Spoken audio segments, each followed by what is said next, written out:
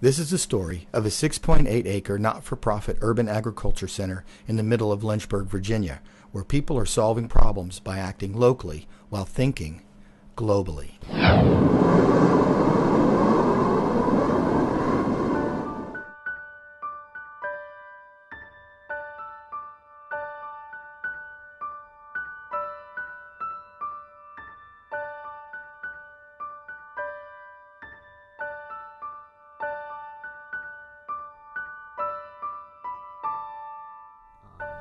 So can you tell us a little bit about the history of the facility? Yeah, it was built in 1919. It was first a nothing but cut flower industry. So they would do a wide range of flowers. And then I believe in the 50s it turned to roses. That's when Schinkel bought it. Mr. Schinkel bought it from the Doyle family and turned it into nothing but a rose industry. And they were 25% of Virginia's cut flower industry. Lynchburg Grows was founded in the fall of 2003. We were founded in response to the destruction of a garden at Longwood Group Home in the city of Bedford. 8 residents woke up one fall morning to hearing the sound of a truck backing up, that beep, beep, beep that no one wants to hear. And as they walked out their door at 7 a.m., they saw a track hoe proceed to come off the back end of a trailer and bulldoze the garden that fed those 8 disabled residents healthy, nutritious food that they otherwise could not get.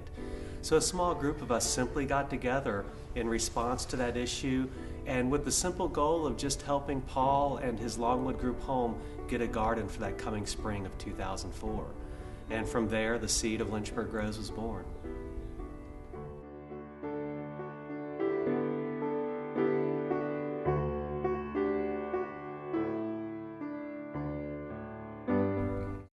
So, what's your favorite part about working here? My favorite part is meeting new people, learning new things about plant life, how it changes from different seasons, how it adapts to certain environments and stuff like that. Insects, learning new different insects and stuff. And what's your favorite part about working here? I like to do everything I like, that every time I come it's something different, so that, I never really know what I'm going to be doing until I show up, and then it's always something that's, different, so I get a lot of different experiences doing things that I normally wouldn't at other places. And do you have one favorite thing to do in particular? I definitely like to seed different beds. I think that's probably one of my favorite, is planting, and also like weeding, stuff like that. I just like being down, digging around in the dirt. So how long have you been a board member for Lynchburg Grows? Officially about 6 months, but I've been attending board meetings for a little over a year and a half now. So why did you join the board? So we've been connected to Lynchburg Grows for probably about 5 years now in different ways. We were CSA members for a while. We also helped out volunteer-wise, working in the greenhouses. My wife is a very passionate gardener and has interesting ideas that she's been able to share with the different people over there. And we've got lots of ideas from them. And it turned out that there became an opening on the board, and they wanted to stay, have a strong connection with Lynchburg College. And I was asked to be a board member, and so I accepted. So where did you learn about CSAs, and why did you choose this one? The first exposure to CSAs was at the City of Lynchburg's Farmers Market, where Lynchburg Grows had a table set up.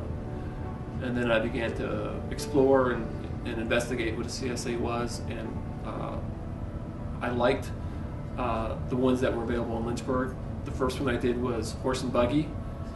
And after that experience, I decided to look around and see what other options were available, and that's when I decided to join Lynchburg Grows.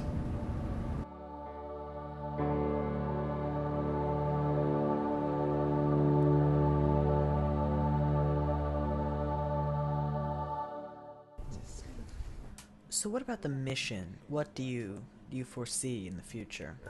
Okay, after Paul's Garden, once we got that up and running in April of 2004, we had even state delegates such as Delegate Putney and Delegate Klein that challenged us, and they said, look, you guys have shown that gardening can in fact change people's lives. Why don't you all form a nonprofit organization that has the mission to help disabled individuals enjoy the healthy benefits of gardening and have access to such spaces? Once we sat down and thought about that for a while, we realized that instead of only targeting the disabled youth population, how about bringing them together with at-risk inner city youth, two groups that are so often swept under the carpet, and see if they can learn from each other through gardening. And in terms of the detention center kids and some of these community court kids, they actually learn to be accountable for their actions, and they learn not to be sorry for themselves, because they see what other people overcome on a daily basis that is much more horrific than the one action that they may have done that landed them in the detention center. One thing that I would like to try to do is to try to keep that historic feature alive with the future, keeping that Rose history involved as we grow.